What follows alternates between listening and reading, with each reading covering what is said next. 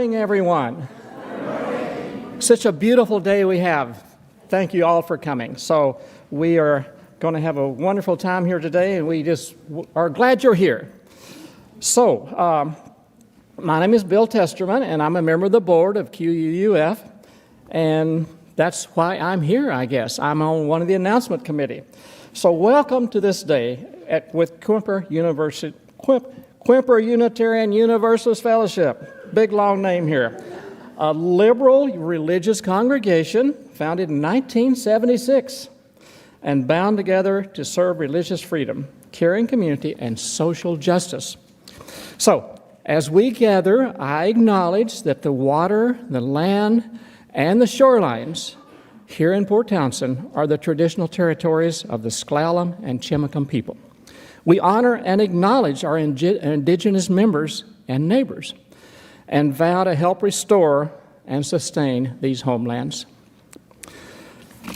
Now, before I go into a little bit more of a formal visiting here, I have something to honor someone, which I think that you will, with me, think that this is a pretty special person.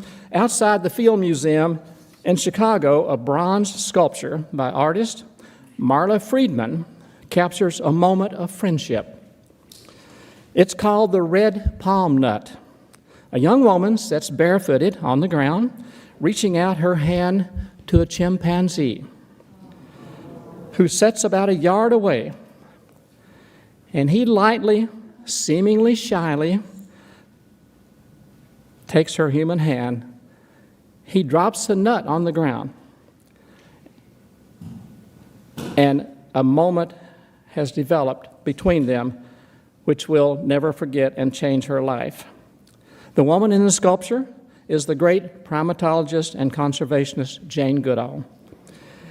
At the moment she first earned the trust of the chimp, he did reach out, and he took the nut and dropped it on the ground.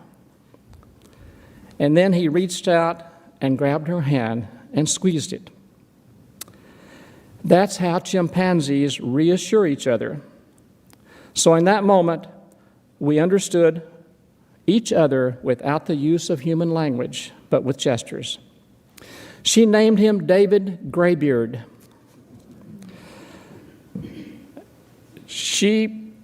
What she saw on November the 4th, 1960, though, shook her to the very core of her being. She saw David Graybeard and other chimps take twigs from a tree, pluck the leaves, and raise them, put them into a termite mound, and pull them out and lick the insects off the twig, much like we human beings would lick peanut butter off a spoon. What she saw and documented was startling. The chimps had made twigs into tools. By the time Jane Goodall died this week at the age of 91, she had been honored around the world for her work with chimps and people and established animal sanctuaries and forest conservation programs. David Graybeard, I think she would want us to know, died in 1968. Jane Goodall and her friend saw strangers in a jungle. They reached out their hands and began a friendship that changed how humans forever will understand our place in the world. So we honor you, Jane, and thank you for your life. Choked up a little bit there, but it's hard not to. Now, let's get on with, if you're visiting today, I offer you a special welcome and invite you to join us for refreshments and conversation in the fellowship hall after the service. We have a newcomers table near the patio doors to where our greeters are ready to answer any questions that you might have. So, may the welcome we offer you be equal to the measure in our hearts. We also want to let you know that we will offer a membership class this coming Saturday morning for people who are ready to become members, as well as those just wanting to find out more about QUUF and UUism. You can sign up at the visitors table in the foyer.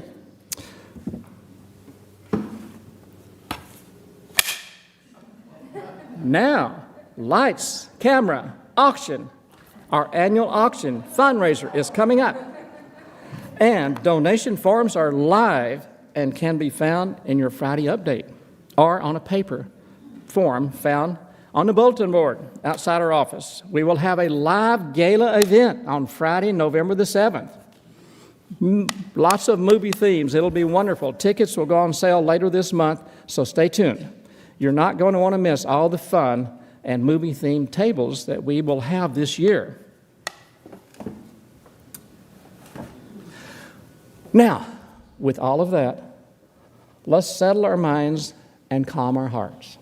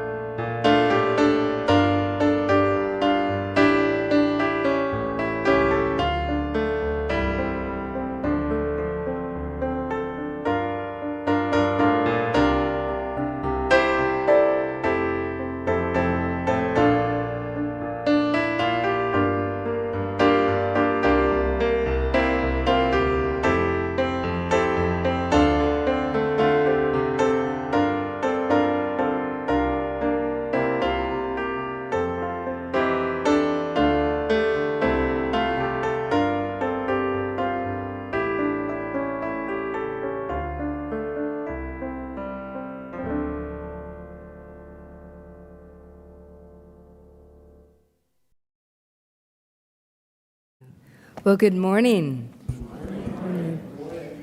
My name is Reverend Jennifer Alviar. My pronouns are she, her, and I'm delighted to be with you this morning. Thank you.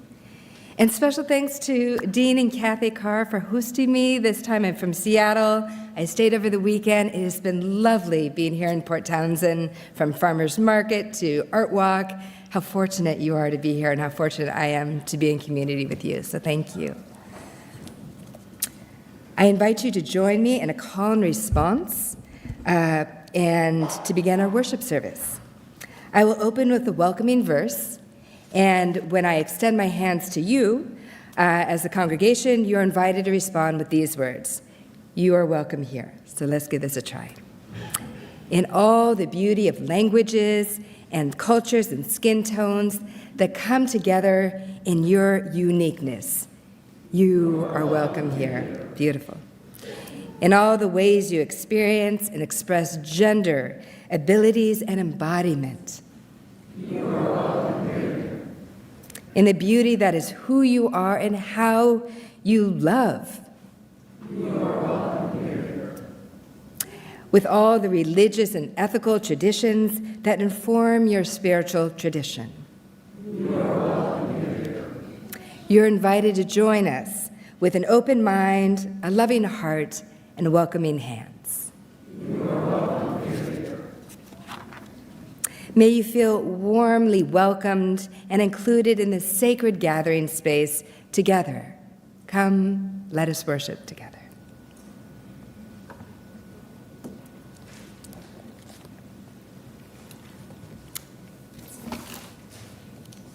Do I read it? And you? I think you light and I read. We have a little, we're up to the cello sliding. Yeah. Okay. Yeah? Do you want me to? Yeah. Okay.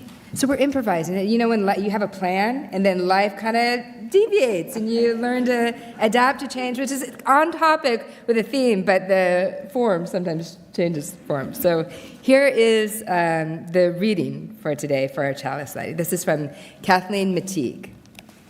We come together this morning to remind one another to rest for a moment on the forming edges of our lives, to resist the headlong tumble into the next moment until we claim for ourselves awareness and gratitude taking the time to look into one another's faces and to see their communion, the reflection of our own eyes. This house of laughter and silence, memory and hope is hallowed in our presence together.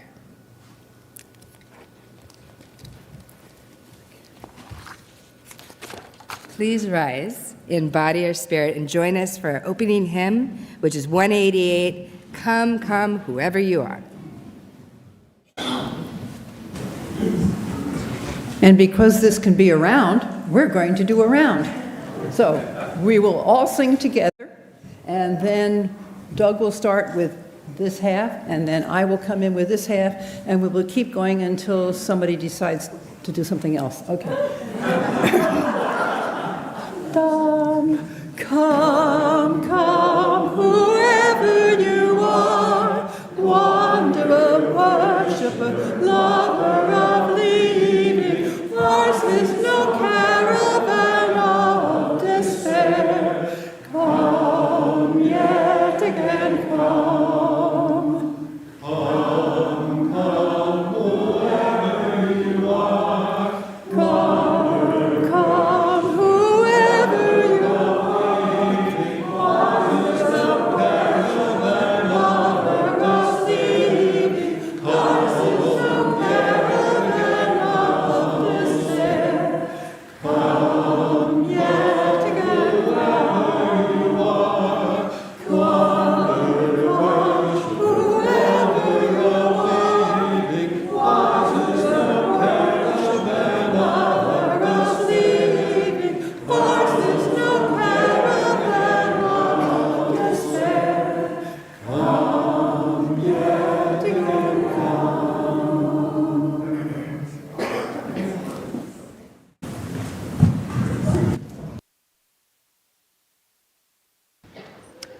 All right, so let's see.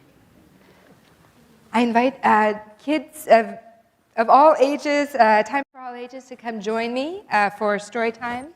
And then we'll also have it up here, I think, on the screen. All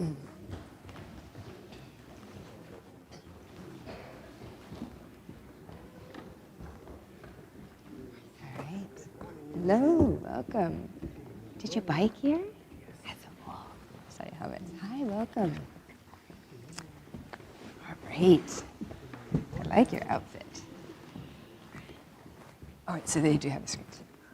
Well, welcome. Okay, this is fun. This is sort of, sometimes I think this is the sermon, and then I add a few words later. But this one is called Same, Same, But Different. So you look up here or here? We'll go with it. So it's Same, Same, But Different by Jenny Sue Kostecki Shaw. In art class, I painted a picture of my world. My teacher mailed it across the oceans.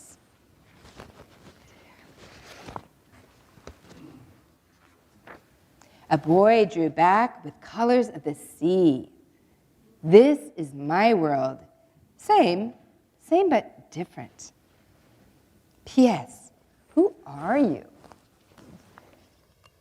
My name is Elliot, and I love to climb trees. Do you like to climb trees too? Yeah? I know, me too. My name is Kalish, and I love to climb trees too. Same, same but different. This is me. Do you live in a tree? That is my tree house where I play. I live in a red brick building with my mom, dad, and baby sister. I live with my family too, all 23 of us. My mom, dad, sister, brother, grandmother, grandfather, aunties, uncles, and cousins. Wow. Wow, that's a lot, right? Intergenerational. And our animals. Lots of animals. Some of you have pets, maybe not goats, perhaps, but some other ones. I live on a farm. You do? Oh, you do? Okay, so no. All right. The same, but different. All right. I have pets too, but not nearly as many as you.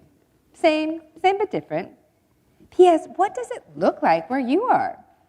You see the goldfish? I have A goldfish. And You have a goldfish?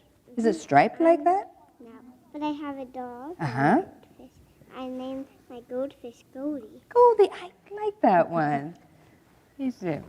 A great river flows through my village. Peacocks dance under trees shaped like umbrellas. The sun is giant and especially hot here. They don't have the Port Townsend breeze, maybe. In my city, the sun hides behind buildings as tall as the sky. Oh, look at Taxis, buses, and cars fill the streets. Here, there are few cars and still too much traffic. Same but different. Look at that. There's camel. I ride a bus to school with my friends. So do I. Same but different. This is our alphabet, A to Z. And this is our alphabet, same but different. My favorite class is art, where I can be anything. Whoa. There's a peacock, yeah. My favorite class is yoga, where I can be anything. Same but different. Do you know what animal that is? Tiger. Yeah, that lion, tiger, not a bear. This is how my friends and I say hello. Class, secret, snap, bump. And this is how my friends and I say hello. Namaste. Same but different. We are best friends, even though we live in two different worlds. Look at that peacock. Or do we? Look, they posted everyone's postcards on their walls. Aw. Different, but the same. All right. Well, thank you. A little world travel this morning on a Sunday. Thank you for joining me. All right. So, do we have a transition? Piano, go now in peace. All right. If you're on the aisle, please form an arch. Go now in peace, go now in peace. May the spirit of love surround you everywhere, everywhere you may go. Go now in peace, go now in peace. May the spirit of love surround you everywhere, everywhere you may go.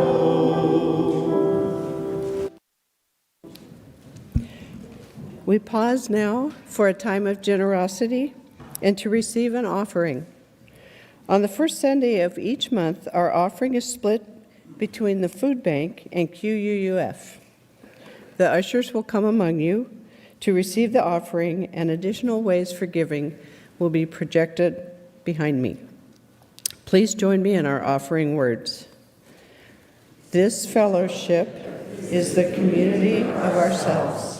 Its energy and resources are our energy and resources. Its wealth is what we share. As we contribute to the life of this community, we affirm our lives within it.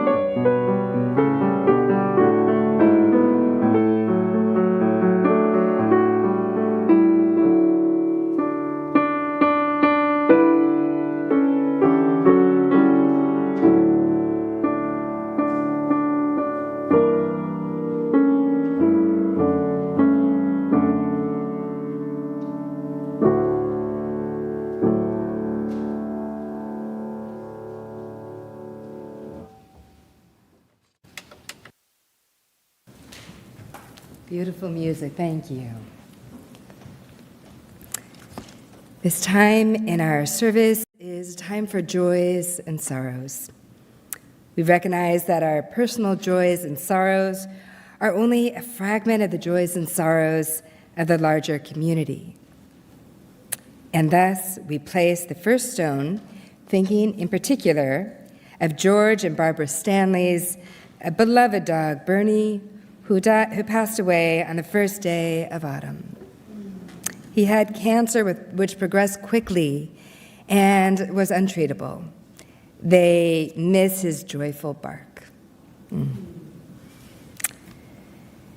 And for wider concerns, where to begin? There is, sometimes in the midst of great joy and great sorrow, we come to the end of words. And there's these moments of embodiment. And I'm reminded of Quaker writer and activist Parker Palmer. And he distinguishes the difference between acknowledging fear and being fear. A kind of a fear that paralyzes and shuts us down, allowing us to forget our place in the larger community. And I think during this time of concern, for example, the recent ice raids in Chicago, of separating families, many of them American citizens. The separation, the division, the people protesting, rising up, being arrested too. And I think there are times to remember that we can't be all things to all people, that each of us has unique gifts and offering, and together we build community, and different leaders come in at different times. And sometimes when we are in a place where it feels overwhelming, I sometimes need a poem in my back pocket to help ground me. And I just wanted to share this one by Alex L. And I invite you to ground your bodies, calm your spirits, and join me with this poem. It said, "May your spirit be easeful. May your mind be calm. May your body be steady. May your words balm. May your hands know love. May your heart see truth. May joy and peace find and bless you." I needed that, and maybe you as well. We place a final stone, holding in our hearts the joy and sorrows I've just shared, but also thinking of such joys and sorrows among us that are unexpressed, but no less important. Thank you. So for our meditation, this centering moment, please join me in a spiritual practice of holding the both and paradoxes of life and paradox breathing. This is a practice designed by Kai Cheng Dham. Feel free to follow with me if you wish an embodied meditation, and the words will be up here as well. In breath, I am imperfect. Out breath, I am enough. In breath, I make mistakes. Out breath, I'm allowed to be imperfect. In breath, I have shame. Out breath, I am sacred. In breath, this culture is not my fault. Out breath, shifting it is my responsibility. In breath, I accept the way things are. Out breath, I take action to make change. In-breath. I am a unique, irreplaceable being. Out-breath. So is everyone else. In-breath. I have been harmed. Out-breath. I have caused harm. In-breath. I have received love. Out-breath. I have given love. And now a moment of meditative silence, followed by a bow.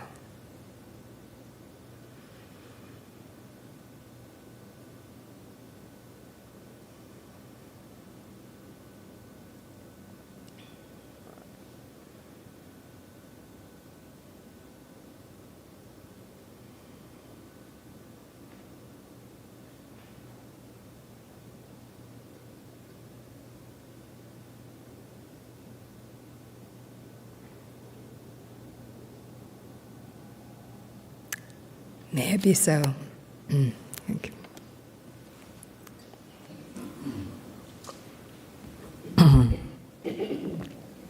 For our reading, I'd like to share with you a reading by Paul Reiser, Faith Without Certainty, Liberal Theology in the 21st Century.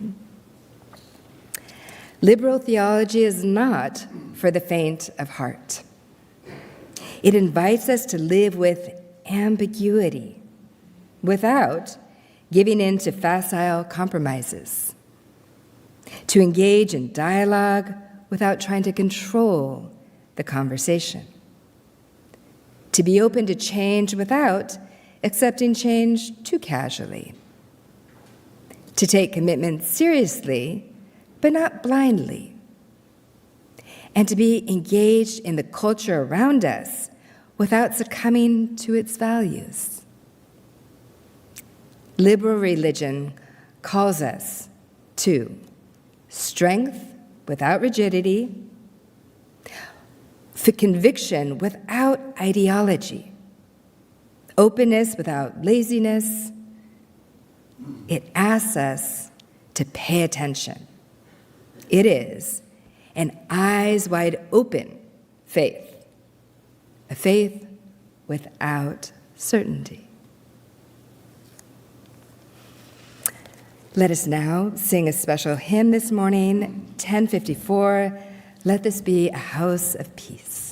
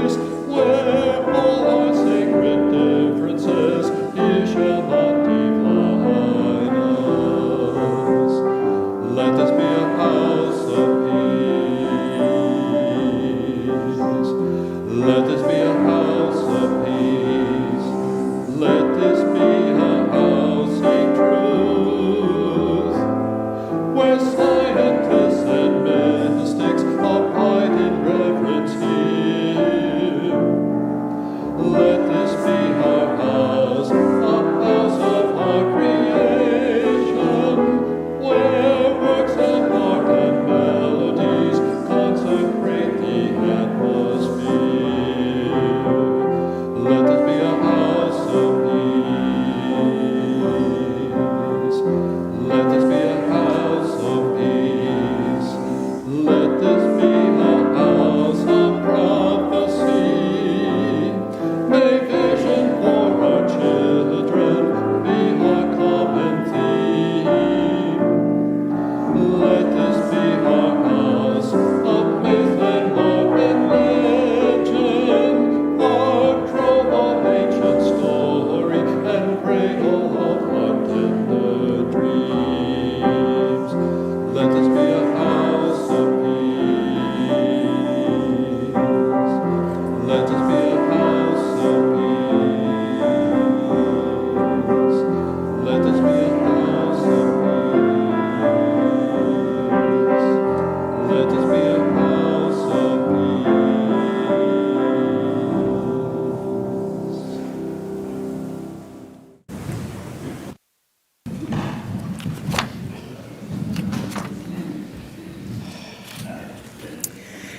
Joining us this morning is Reverend Jennifer Alviar.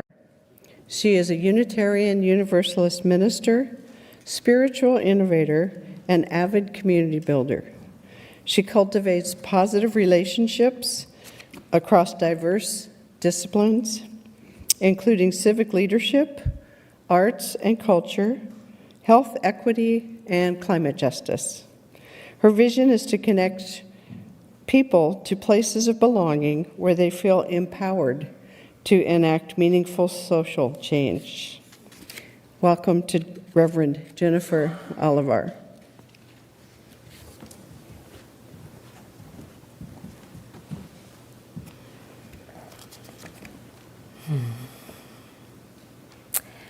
The word faith among some Unitarian Universalists can be an incredibly charged subject. I didn't realize this until I found myself preaching on this topic in a small town in southern Missouri. It's an oasis of fiercely liberal UUs in the midst of staunch conservatism. I mentioned in my sermon that being adaptable to change is a key to spiritual growth. A faith that is truly alive often undergoes an old way of thinking and believing, and this process of death allows room for new, more vibrant ways of life. At the end of my sermon, a man from the congregation raised his hand. In no uncertain terms, he said, "I don't like the word faith."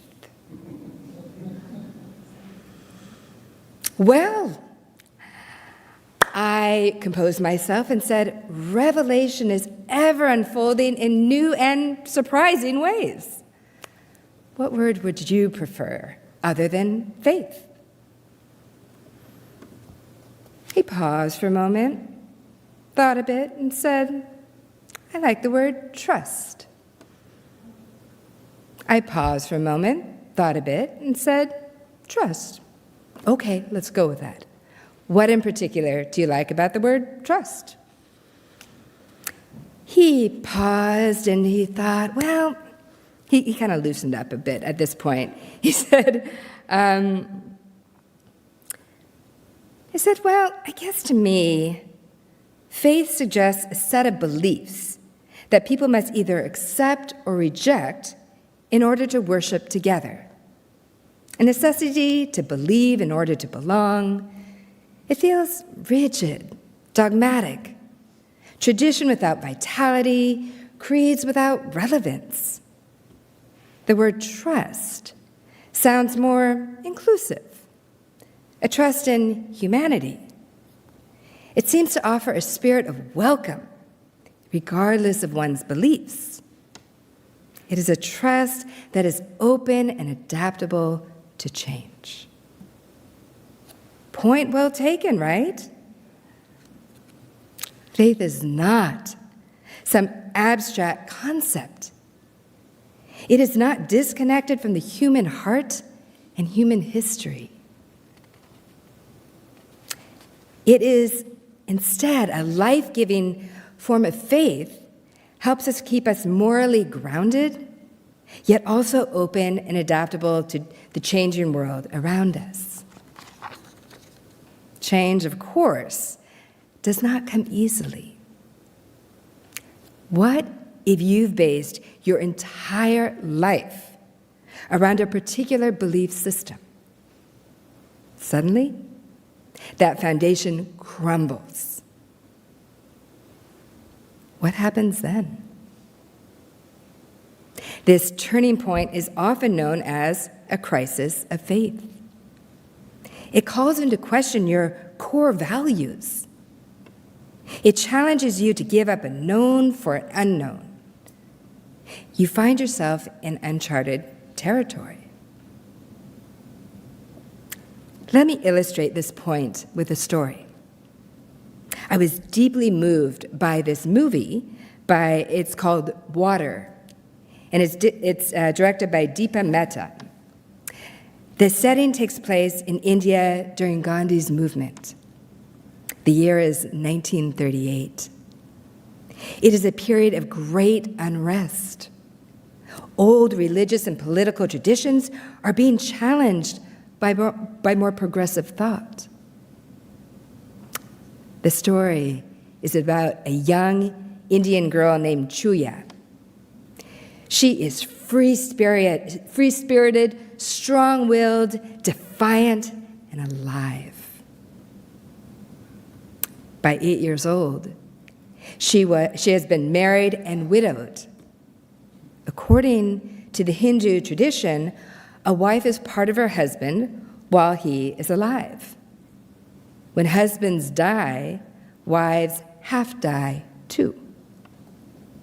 The scriptures are meant to explain why widows must live their entire lives, for the rest of their lives, in a colony separated from society.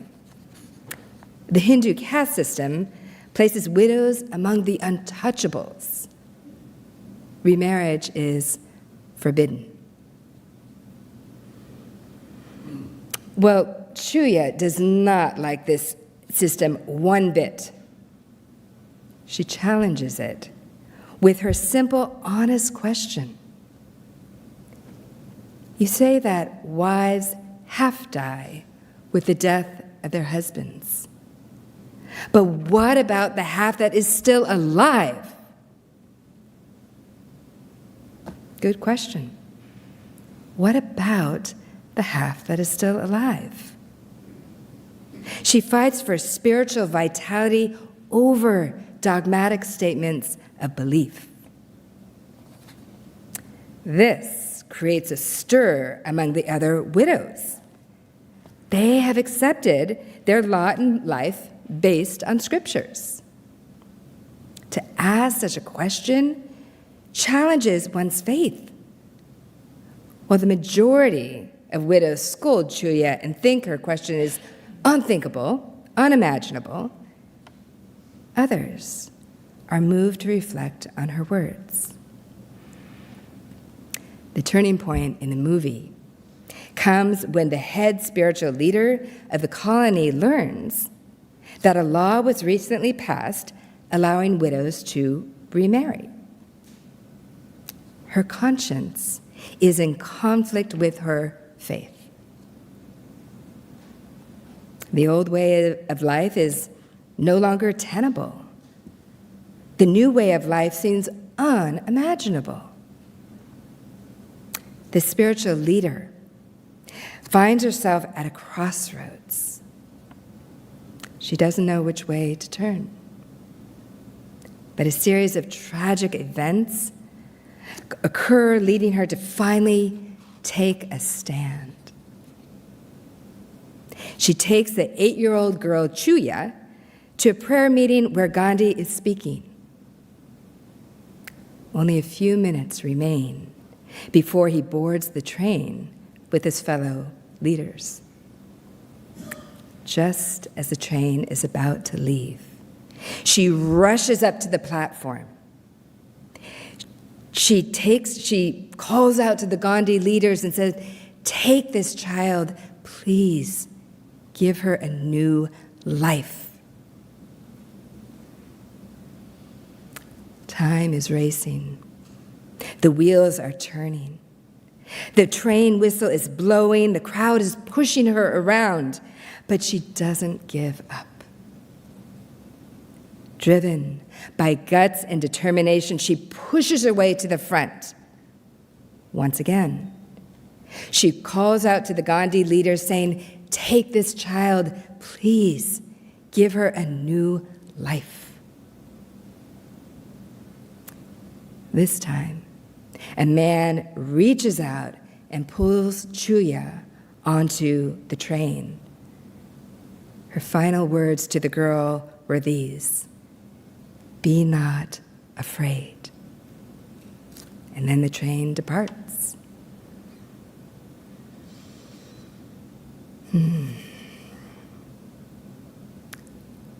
When in your life has your conscience pushed you past boundaries, mentally, physically, emotionally, spiritually, in order to take a stand?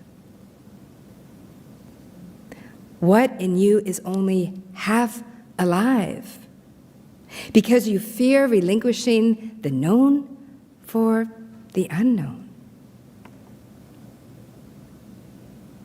Faith is not the absence of fear. Faith includes fear, hope, doubt, trust, and change all mixed together. And in that mix comes the willingness to persevere despite uncertainty. It is what author Tony Bambara calls sheer holy boldness. In my own life, I have found change necessary, but not easy. There's a reason why I gravitate so strongly to this movie. The story reflects a core spiritual struggle of mine. For me, Chuya represents freedom, joy, and vitality. The spiritual leader represents conscience, responsibility, and ministerial appropriateness.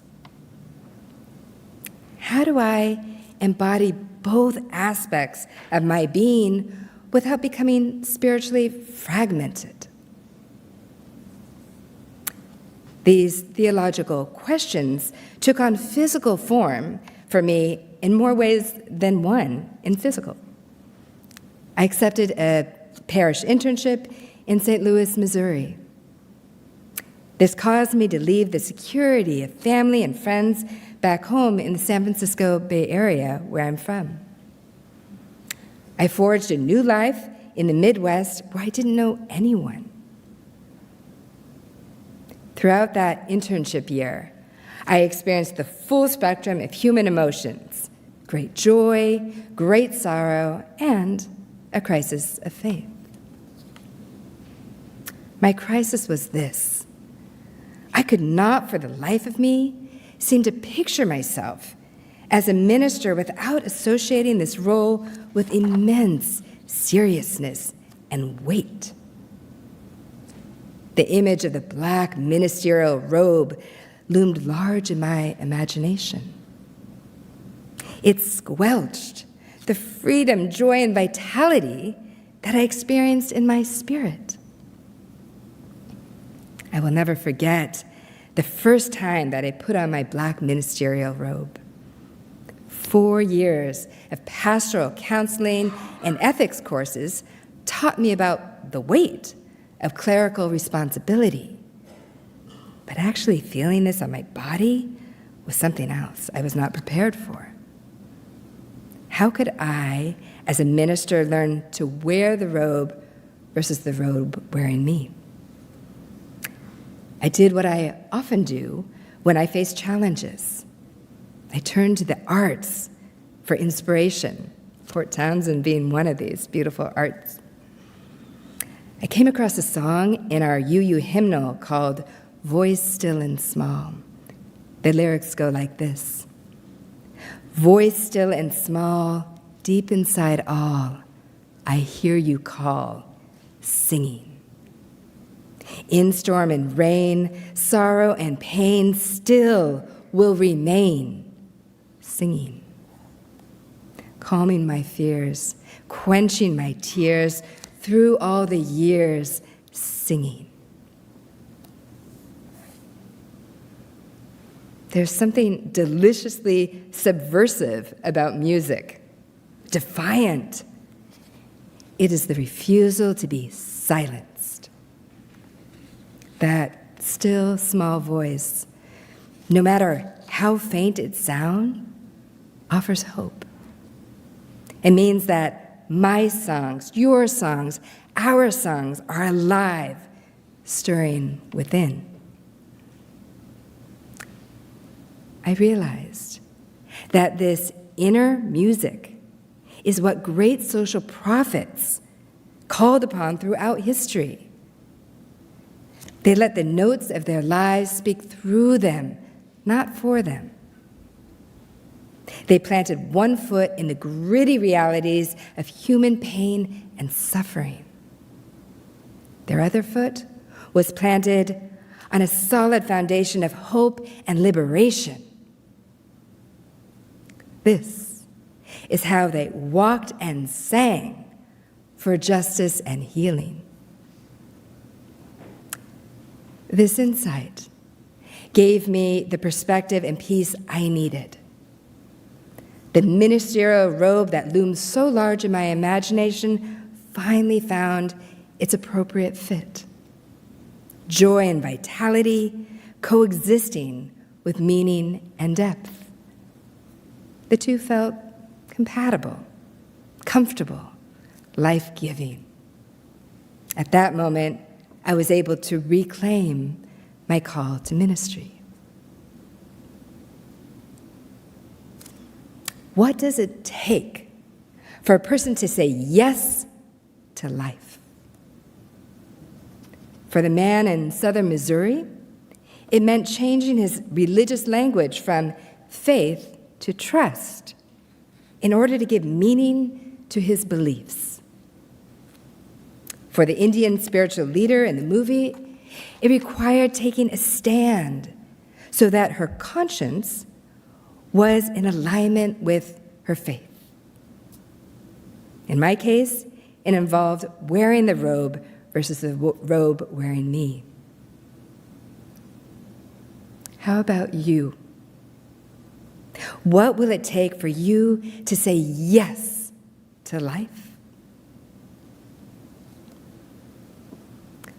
A faith that is truly alive undergoes the death of old ways of thinking and believing.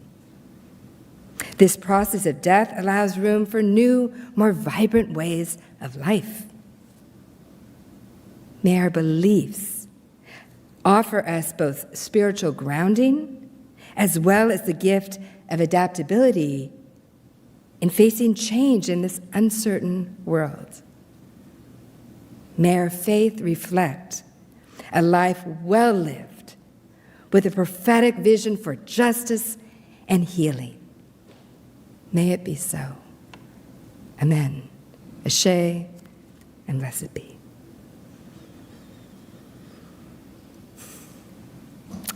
Our closing song is hymn 134, Our World is One World. Please rise and body and spirit.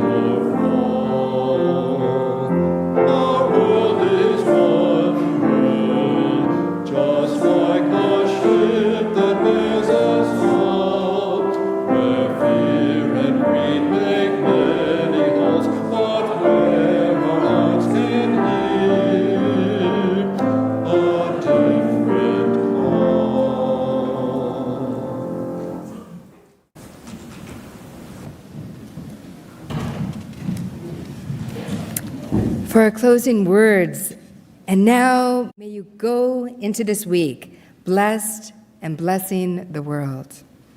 Go in peace, go in joy, go in love.